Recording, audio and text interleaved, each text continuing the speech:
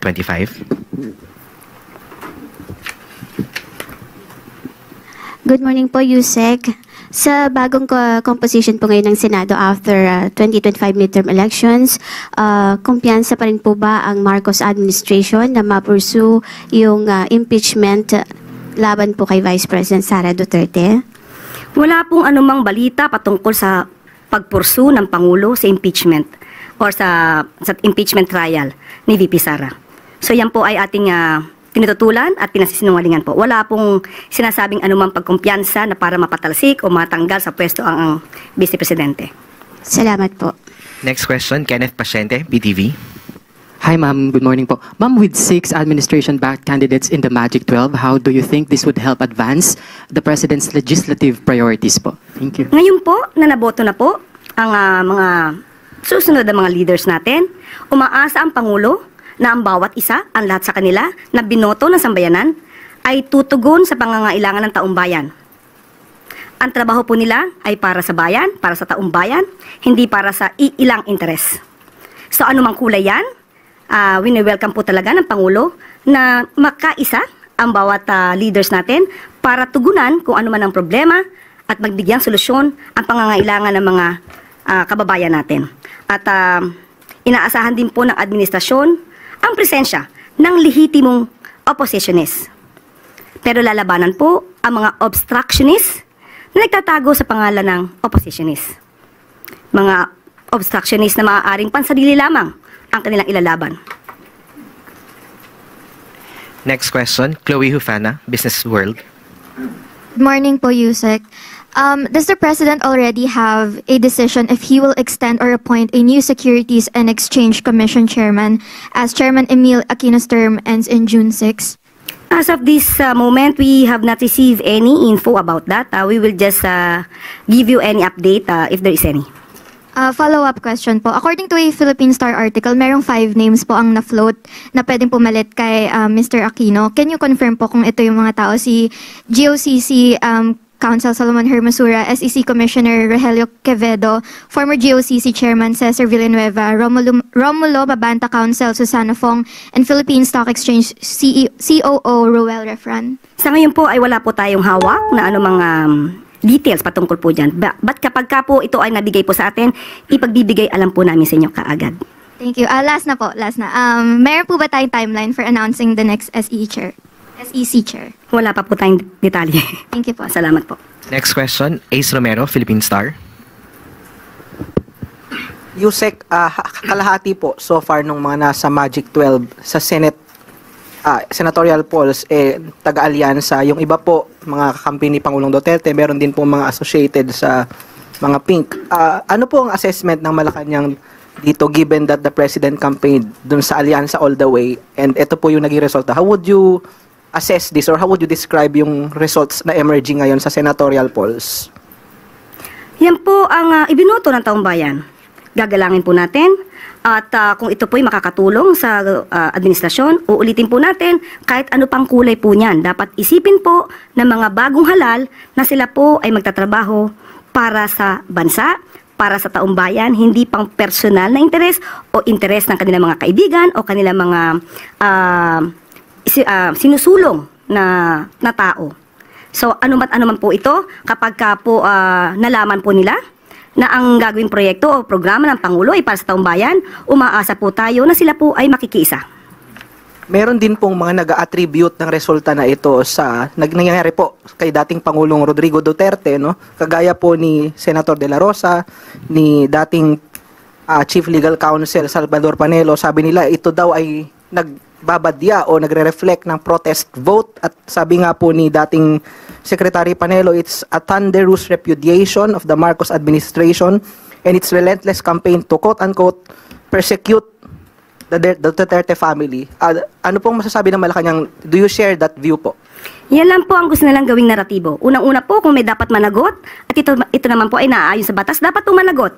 Hindi dapat po natin ikanlong ang sino mang maaaring maakusahan ng paggawa ng mali, maaaring gumawa ng krimen.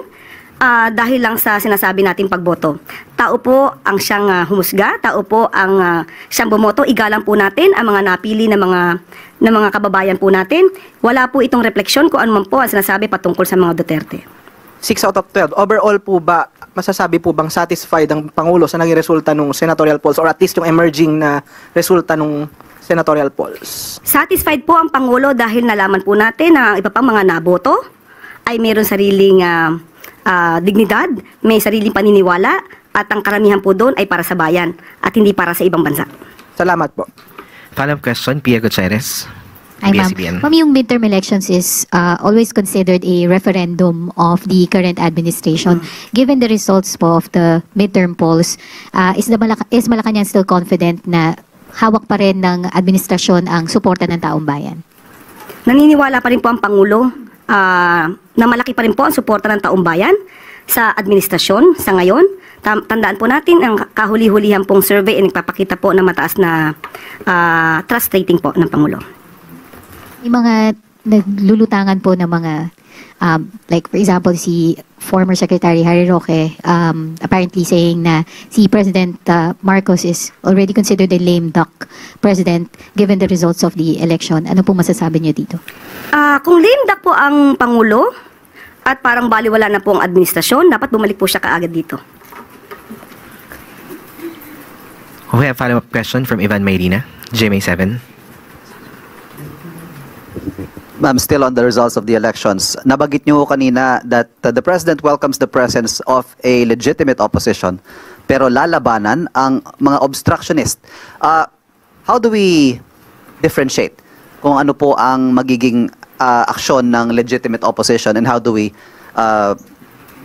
categorize the others na at masabi nating obstructionist? Napakadali pong sagutin yan. Una-una, pag sinabi natin lehitimong oppositionist, ang ipinaglalaban nila ay ang bansa, ang interes ng taong bayan, hindi ang personal na interes. Obstructionist, walang gagawin, kundi manira, walang makikitang maganda sa ginagawa ng gobyerno, at ang sariling interes lamang ang gustong palagawin. But isn't that a thin line, itong distinction po na ito? Hindi ko masasabing thin line lang yon. Makikita ang diferensya. Dahil kung ay paglalaban lamang nila ay yung kanilang sarili, hindi para sa taong bayan, obstructionist sila. At nung sinabi ho ninyong lalabanan, how exactly are you going to do that? Kung gagawa man sila ng fake news, kung ano-ano mang mga balita o ano-ano mang mga statement na maaari makasira sa gobyerno ng walang basihan, ito po ay ating tutugunan kagad. Thank you. Next question, Bettina Unite, Manila Bulletin. Good morning, Yusek. Regarding po naman sa incident, sa sand dumping incident po sa West Philippine Sea, ano po yung mga specific environmental regulations or laws that were potentially violated in the sand dumping incident? And ano-ano po yung mga agencies po na responsible for enforcing these regulations? And also, can the palace provide po yung details on the scope and timeline po of the thorough investigation na pinautos po ni Presidente? Okay, sabi nga po natin, ito po ngayon ay may ongoing investigation. Hindi po natin masasabi ang pinakadetalye nito dahil medyo sensitibo po ang mga issues dito. Pero nakausap po natin ang DENR, pero makikipag-ugnayan pa rin po sila sa NICA at saka sa Philippine Coast Guard. Siguro yun lang po ang aking maibibigay na detalye. Kung sino po ang lumabag dito, maaari po silang kasuhan ng paglabag sa RA 7942 at RA 120641 or Philippine Maritime Zones Act at ang isa ay Philippine Mining Act. So, for the meantime, hanggang dyan lang po muna ang ating maibibigay na detalye. Thank you, ma'am. On another topic po, hingi lang po kami ng statement from the palace kasi po President Marcos is urged to adopt PUV insurance systems for private cars sa gitna po ng mga sunod-sunod na fatal road incidents. Opo, pinag-utos na po ng Pangulo kay DOTR Secretary Vince Dizon na pag-aralan po mabuti ang proposal tungkol sa higher insurance coverage para po sa PUVs. Ito naman po ay para sa karagdagang proteksyon para sa lahat na maaari mabiktima ng negligence o aksidente sa kalsada. Pero muli, sasabihin po natin pinag-aaralan po ito mabuti kung ito ba'y nararapat at ito po ba ay napapanahon. Next question, Clay Pardilla, PTV4. Good morning po, Yusek. Yusek, how is the re-implementation of bigas meron na 2 days after the elections? Meron na rin po palang mga kadiwa kiosk sa palengke na nagbebenta ng bigas. Paano po nito nyo nakikita na makaka-impluensya sa presyo ng bigas sa market? Thank you. Yes, of course. Makikita natin, no? Ito hindi lamang pang eleksyon katulad ng sinasabi nila. Bukas na po ang ibang mga kadiwa centers natin para po sa 20 pesos na bigas. So, nandito po ang ating statement patungkol dyan. Alinsunod sa direktiba ng Pangulong Marcos Jr. na palawigin pa ang programang 20 pesos or 20 bigas. Meron na. Kahapon ay nagsimula na magbenta sa ilang kadiwa centers sa National Capital Region. Available ang 20 pesos na bigas sa mga kadiwa center sa DA Central Office, Levittown at sa Barangay San Antonio sa Parañaque. AMVA, MPC Housing sa Valenzuela, Kadiwa Center at Bureau of Plant Industry Gym sa Maynila. Sa Malabon, available na rin po sa Kadiwa Center sa PFCC at PNP SPD sa Taguig. Mayroon din sa Kalentong sa Mandaluyong, Public Market sa Pasay City, Agora Market at sa City Hall ng Navotas. Bukas ay magsisimula na rin magkaroon ng 20 bigas, 20 pesos na bigas sa 32 Kadiwa Center sa Bulacan, Cavite, Laguna, Mindoro at Rizal.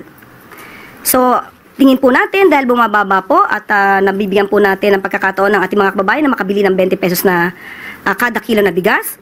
Ang market po nito ay maaari ma-impluwensyahan.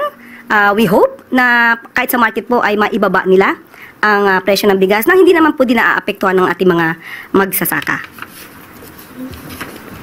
Yusek, follow-up question from Leth. Yusek, good morning po.